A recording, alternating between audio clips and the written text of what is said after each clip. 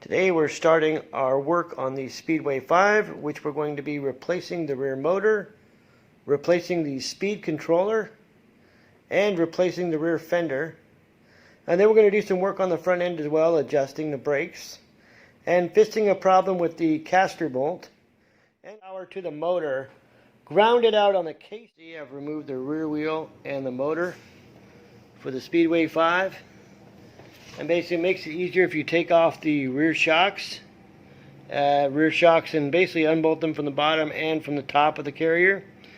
And then take off this blinker to make it easier to feed the wires through. And what I do is use a piece of string through the body to make it easy just to pull the wires through. There's also a hole here which is drilled on the back side of the blinker, and I just kind of stop the string right there and untie it and then push the wires through one at a time.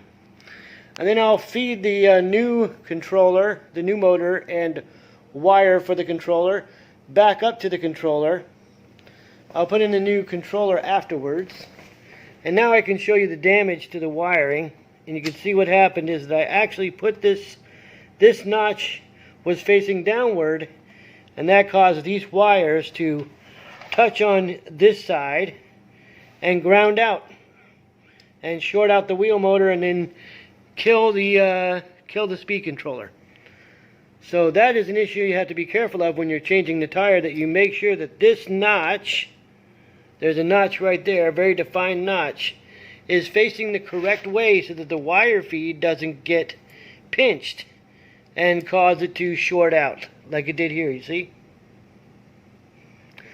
So that's why I need to replace my speed controller and my rear motor, because I changed the tire and basically put the assembly back incorrectly, and that caused a wire short and then shorted out both parts.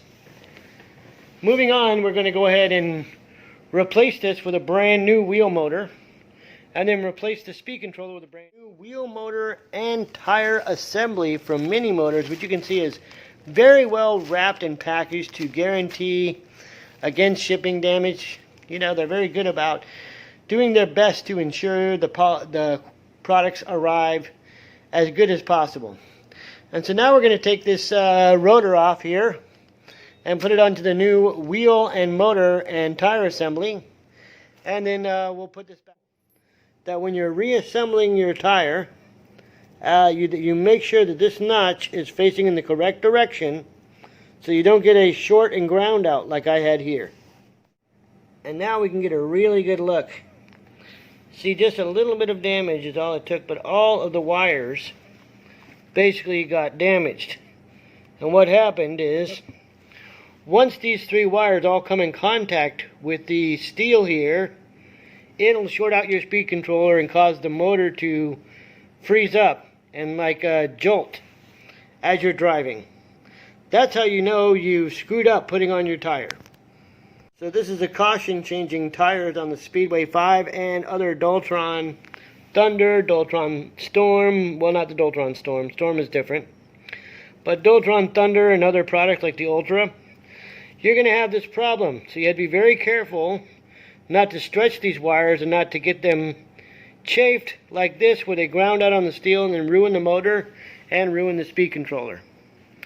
So let's get back to stripping off the components. I think we pretty much got everything here. We're going to take off the brake rotor, and then we're going to get this put onto the Speedway 5 with the new wheel motor and wheel, tire, and assembly.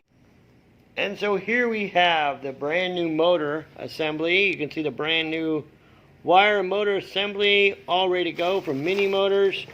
Came beautiful, packaged well. We're going to check the tire pressure before we put the tire on. And for these little guys, it should be about 35 psi. Unless you're going to be really aggressive, then you want to go 45 psi all the way. 35 psi will give you a nice smooth ride, but you won't have great cornering or handling capabilities in the corners. It will be very much like a standard scooter in that respect. However, if you put the tires to about 45 psi, this little scooter turns into a motorcycle. And I'll show you the suspension setup to eliminate death wobble and help you really accelerate into the corners and down the road. Now that I've removed the disc from the wheel motor hub, the wheel motor, I'm going to attach it to this new wheel motor and tire. But first, as I said before, I'm going to go ahead and check the tire pressure and make sure that the pressure is right before I put this assembly together. And here you see beautiful Charlotte, North Carolina. What a great place to go riding. And as you can see here, I also picked up the brand new Doltron Storm, which is quite an amazing vehicle. Waiting on my light bar, but I got it all set up, ready to go.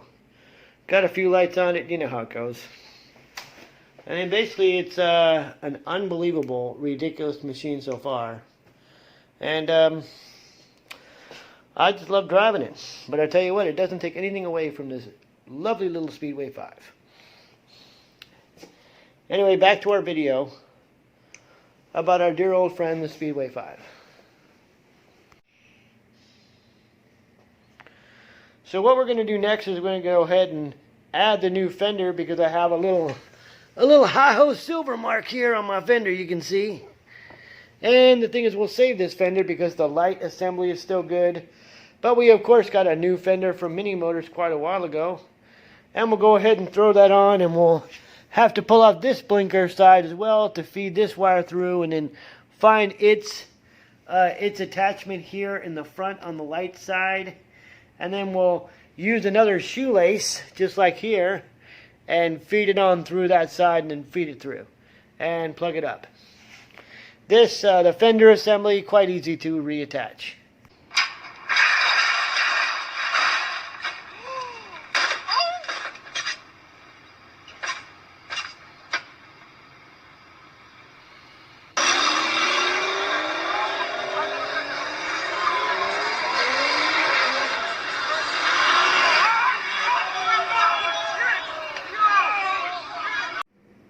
And as always, you want to use thread locker on your bolts.